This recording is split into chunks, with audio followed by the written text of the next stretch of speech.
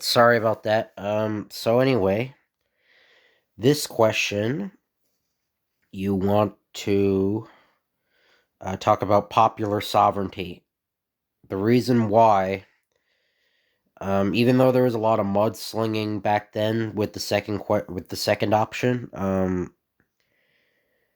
you want to run up because I think, but by even you want to run up your margin in the north a bit. So this is the way you do it. The first one, yeah, it's the second one. I mean, it doesn't talk about policy, it's just personal mudslinging, like it said. And the first one talks about Jackson, and you're denigrating the Jackson administration. And that leads to, and that's kind of more controversial, so I'd pick the third option here. Yeah, so, I mean, that one, I think you could pick the first, but I picked the third, personally. Um, so this one, you have to say, I try to dispel these rumors.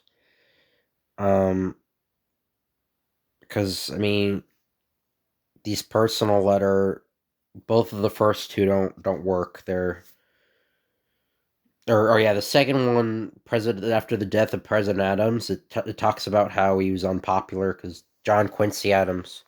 In 1824, there was a or it was called the corrupt bargain, where Henry Clay and John Quincy Adams made a deal in that election where Adams became president and Henry Clay became Secretary of State.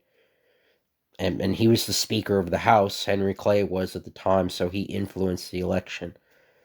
So basically, you just move on from it, and I'm tired of talking about it.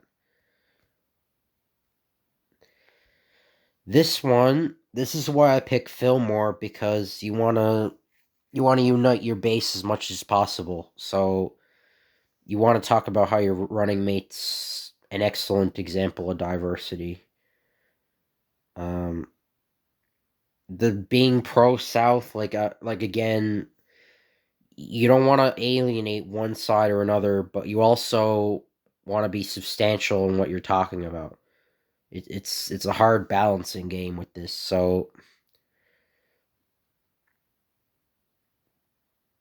yeah, you also don't want to talk about how most Taylor supporters like how you're gonna win because I mean the game constantly thinks that you're losing too. Well, the questions do, and also it's not a really valid to run in the running mate's way better. So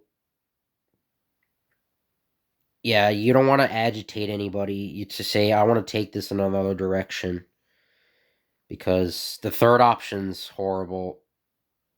You don't want to be like explicitly abolitionist. Um, yeah, the second one's terrible too.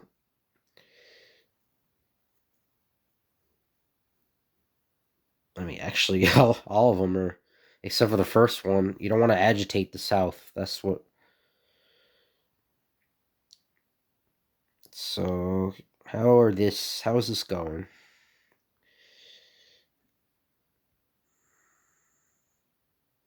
It's all right so far. It's good. So with Van Buren, so yeah, don't do sectional appeals. That's the main thing.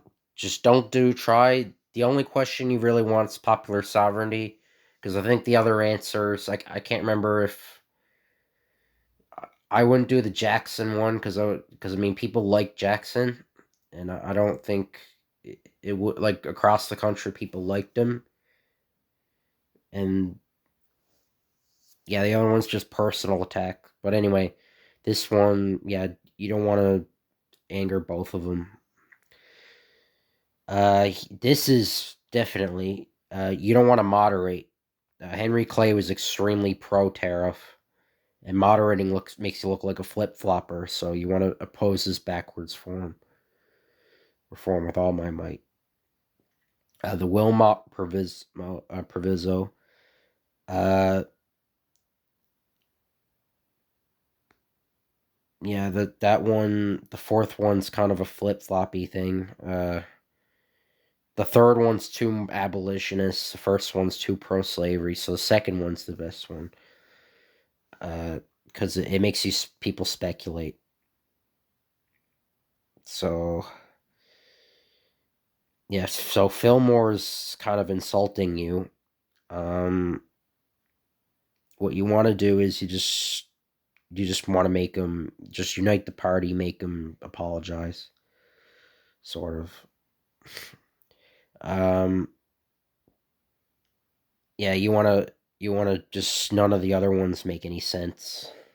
Really, there are nativists that are in America at that time, but I mean they're not. You just most like almost even most of the probably the nativists support these guys, so the revolutionaries. So um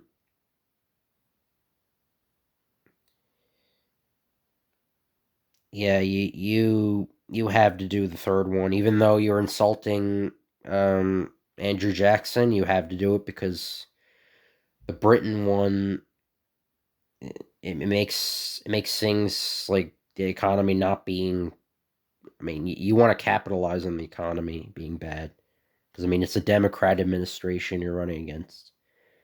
Um, the unjust war in Mexico that's more of a like a northern. If you want to run a northern campaign, now you can like if you want to, you can try to do like an all northern campaign. I don't think it would be very hard though. But what I do, I just balance everything. So reviving the independent treasury, you want to move on. So you'll accept it if you can't do a national bank. And it's not much of an issue at that time. Slavery was the major issue. So yeah, you want John C. Calhoun. You don't. He's your enemy. He's your arch. He's Clay despised Calhoun. You don't want to. I mean, the Whigs don't either. They hate him. So you don't want to just denounce him. Uh, yeah. So just say Fillmore's good enough. He's good enough to succeed you if you die. And Clay, I think would have. I think he actually would have died if he was elected president. Because I mean, he was very old. Like he was 70, I think, almost 70. He would have been one of the oldest presidents if he was elected at that time. And I think yeah, not much actually would have changed. I think there would have been an earlier compromise. I don't know. I don't think there would have been any. There might have not been a fugitive slave act. I'm not entirely sure, but anyway. Uh, yeah, you want to say I was in government, so I was essential to the War of 1812 because Clay was a war hawk. He was very anti-British, um, and I mean war of aggression. That's pretty stupid. I mean, and fierce. Yeah, the third one too. The third option. That makes you look kind of arrogant. You don't want to do that either. Yeah, so the quote disappeared. So okay. Uh, yeah, this is foolish because you have native support, and you don't want to lose. You don't want to play that game with immigrants. It's not.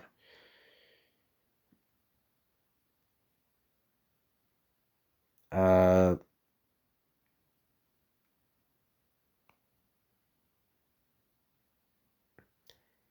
yeah. So you just want to talk about Kentucky. You don't want the first one is kind of like it's sort of antiquated because I mean the American Colonization Society. That's what it's implying about. That was the thing where in the slave trade, freed slaves, there was like a bunch of people. Henry Clay was pivotal with them and the American Colonization Society, and they tried to get the freed slaves to or black people that weren't slaves to Africa, back to Africa and to Liberia, where Liberia is to. Liberia is a country in West Africa. That's America was it was basically an American colony. It's America's colony in Africa. That's Liberia, and that's what that's implying about. But the American Colonization Society failed mostly. I mean, the African Americans saw themselves as they just Americans. They didn't want to go back to Africa. They didn't have much connection. Like later on, they sort of did, but not then. And yeah, there's still edge, but I mean, you keep people happy. You want to keep both of them happy. Yeah, you want to the issues settled. There was an Oregon dispute with Oregon with the British, and Polk negotiated that, and that's already been negotiated and dealt with. So you don't want to talk about that. This one is pure RNG. So I'm gonna pick the first one.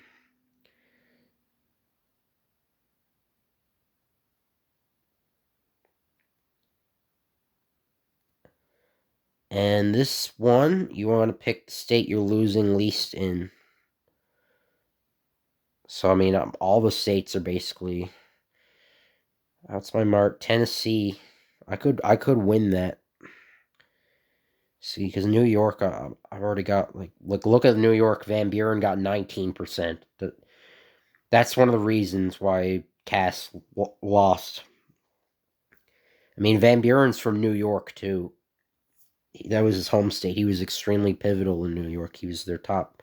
He was basically their top politician, Martin Van Buren. That's why the Democrats can't win. That's one of the reasons. So I'm gonna try. Yeah, I'm gonna try Tennessee, and I'm. So we just gotta wait. No, that's yeah, that's actually pretty fast. Usually, so yeah, Kentucky's Clay's home state, so that's not very surprising. Vermont, I think that's Vermont. Yeah, that's uh that's a pretty Whig. That's a Whig state too. Indiana, that's good news. South Carolina is also back then was a Democrat state, a heavily Democrat state. Uh, Virginia, that's not good, but it's not very surprising.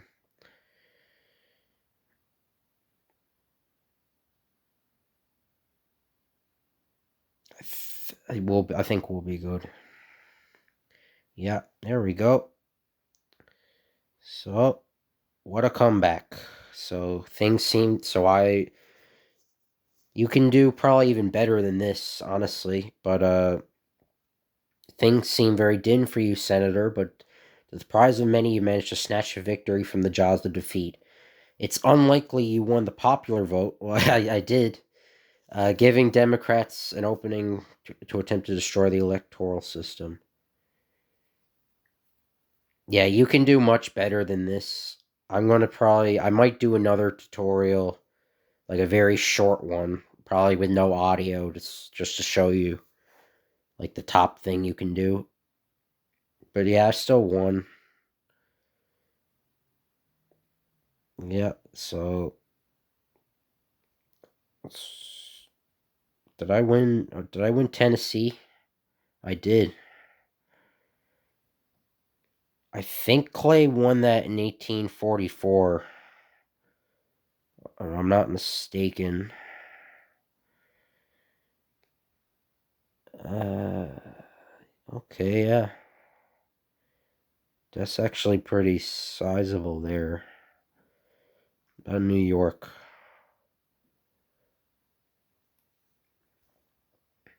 Oh, jeez. Yeah. Yeah, so what I'm gonna do, the next one, I think, will be, uh, I think Nixon, in 1960. I'll show you that one because that one's kind of, there's various ways you can approach that. But in order to get the best, there's a certain specific way. I know about that more. If you don't like this video, I know way more about that one, that campaign. This one I haven't done in a while. I remember how to do it. I haven't done this scenario in a while. But yeah, I'll see you then. If you watch the video, thank you very much. If you can leave a comment, or if you want to see me play another game, or uh, if you have any criticisms or anything like that, um, if you can like the video, that'd be very appreciated. I'd appreciate that very much. And if you could subscribe, I'd appreciate that very much as well. So thank you very much. I'll see you later.